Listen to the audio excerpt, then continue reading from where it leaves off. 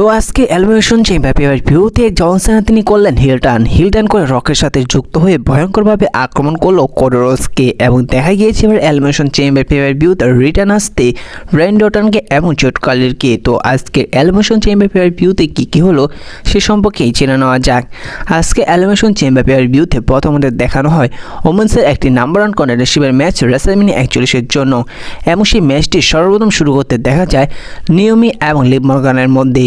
ম্যাচটি শুরু হওয়ার আগে সে জায়গায় থিম সং প্লে হয় জেট কালি যখন আসছিল ঠিক সেই সময় লিভ মর্গান অনেকটা ভয় পেয়ে যায় এবং আমাদেরও মনে হয়েছিল যে সে জায়গায় জেট কালির এসে তিনি লিভ মর্গানকে আক্রমণ করবেন, কিন্তু সে জায়গায় শকিংলিভাবে দেখা যায় যে জেট কালির এসে তিনি নিয়মিকে আক্রমণ করে এবং চেম্বারে বন্ধ থাকে অবস্থায় বিয়াঙ্কা তিনি কান্না করতে থাকে এবং তিনি অনেক চিল্লাতে থাকেন এবং সে জায়গায় দেখা যায় যে জেট কালি তিনি এত ভয়ঙ্করভাবে আক্রমণ করে নিয়মিকে, যার কারণে সে জায়গায় সিকিউরিটি গার্ড এবং ডক্টররা এসে নিয়মিকে স্টেজে করে নিয়ে যায়।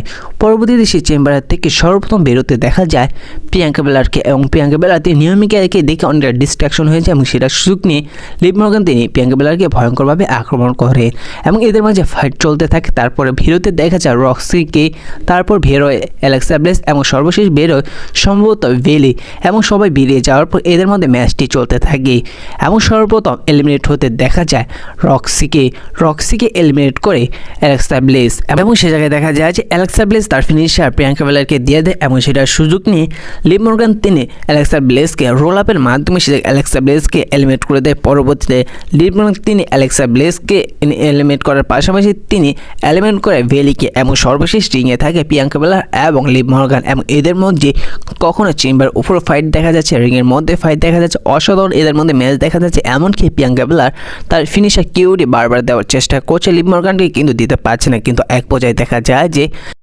তার ফিনিশার কিউডি দিয়ে দেয় লিভ মর্গানকে এবং পরবর্তীতে সেই ম্যাচটিতে ভিক্টোরি নিয়ে নেয় এবং তিনি যখন চলে যাচ্ছিল ঠিক সেই সময় রিয়াল প্লে আসেন এবং রিয়াল প্লে এবং প্রিয়াঙ্কা বেলার মধ্যে ফেস আপ দেখা যায়, কিন্তু সে জায়গায় আসতে দেখা যায় ইউ স্কাইকে হয়তো ডাব্লিউডাব্লিউই আমাদের এই একটি টিজ করে দিল যে এদের মধ্যে হয়তো একটি টেবল থ্রেট ম্যাচ দেখা যেতে পারে রেসলম্যানিয়া 41। পরবর্তীতে দেখানো হয় ওমেন্সের একটি ম্যাচ, সেই ম্যাচটি দেখা যায় টিস স্ট্রেটাস এবং টিফিনি ভার্সেস নায়াজা ক্যান্ডোসিলারির মধ্যে। তো ম্যাচটি ততটা খারাপ হয়নি, অতটা ভালো হয়নি। তো ম্যাচটি ইন্ডিং নিয়ে বলা যায় যে ম্যাচটি এক পর্যায়ে গিয়ে ক্যান্ডোসিলারি তিনি ভুলবশত আক্রমণ করে দেয় নায়াজাককে, যেটার সুযোগ নিয়ে টিফিনি এই ম্যাচটির মধ্যে নায়াজাককে পিএন করে এইটা একটি ম্যাচটির মধ্যে ভিক্টোরি নিয়ে নেয়।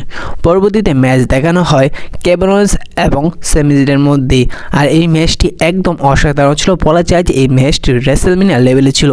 এই ম্যাচটি শুরু হলে দেখা যায় যে ম্যাচটির প্রথমে স্যামি জায়েন তিনি স্টিল চেয়ার নিয়ে কেভিন ওয়েন্সকে আক্রমণ করতে যাবে, কিন্তু সেই চেয়ার দিয়ে উল্টো স্যামি জায়েন তিনি আক্রমণের শিকার হয় কেভিন ওয়েন্সের কাছে। তো এই ম্যাচটির মধ্যে কখনো দেখা যায় যে স্যামি জায়েন তিনি স্টিল চেয়ার দিয়ে আক্রমণ করছে কেভিন ওয়েন্সকে, কখনো কেভিন ওয়েন্স তিনি আক্রমণ করছে স্যামি জায়েনকে। এমনকি এরা এক পর্যায়ে গিয়ে দর্শকের মধ্যে দিয়ে ফাইট করছে এবং দর্শকের উপর থেকেও টেবিলের বিচে তারা একে অপরকে আক্রমণ করছে। এমনকি এমন একটি স্টিল চেয়ার নিয়ে আসেন যেটার মধ্যে কাটা লাগানো ছিল এবং সেই দিয়েও একে অপরকে ভয়ঙ্করভাবে আক্রমণ করতে থাকে। তো ম্যাচটির এন্ডিং নিয়ে যদি বলা যায় যে ম্যাচটির এক পর্যায়ে রিংয়ের যে কর্নার রয়েছে সেই কর্নারে পাওয়ার বম দুইটি দিয়ে দেয় কেভিন স্যামি জায়েনকে এবং সে জায়গায় স্যামি জায়েনকে একেবারে ফিনিশার করে সেই ম্যাচটির মধ্যে কেভিন ওয়েন্স তিনি স্যামি জায়েনকে পিন করে সেই ম্যাচটিতে ভিক্টোরি নিয়ে নেয়।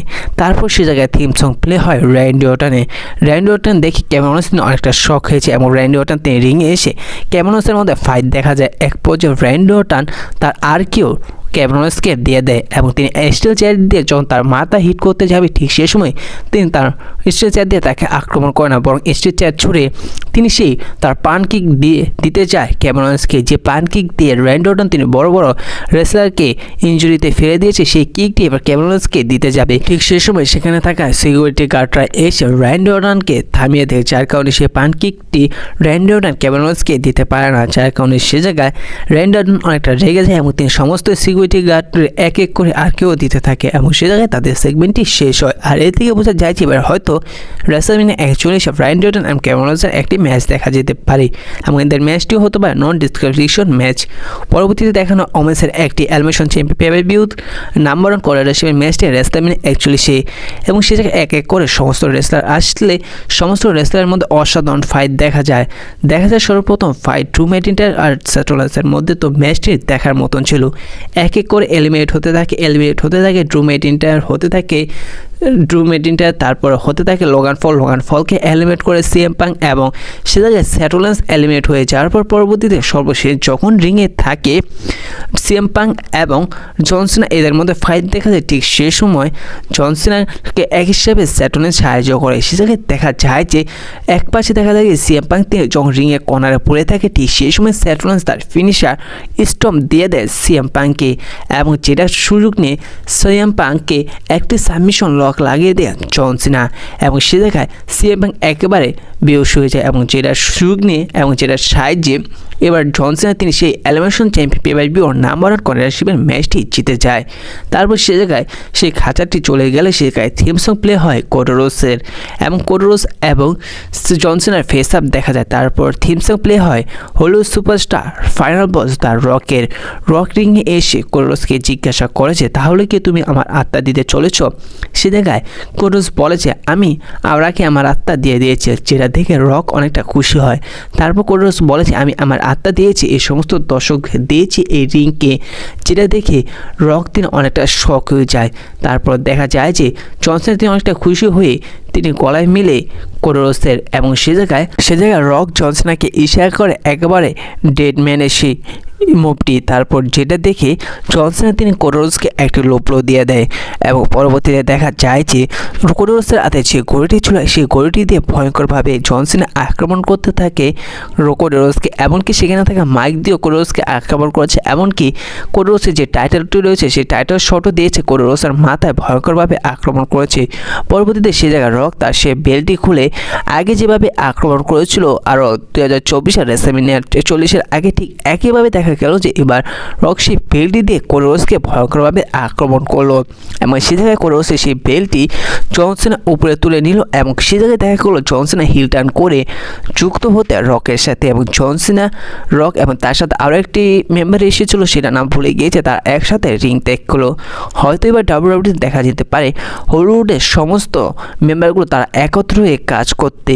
তো আজকে এলিমিনেশন চ্যাম্পিয়ন রিভিউটি আপনাদের কেমন লাগলো তা অবশ্যই কমেন্ট করে জানিয়ে দিবেন। তো দেখা হচ্ছে পরবর্তী ভিডিওতে।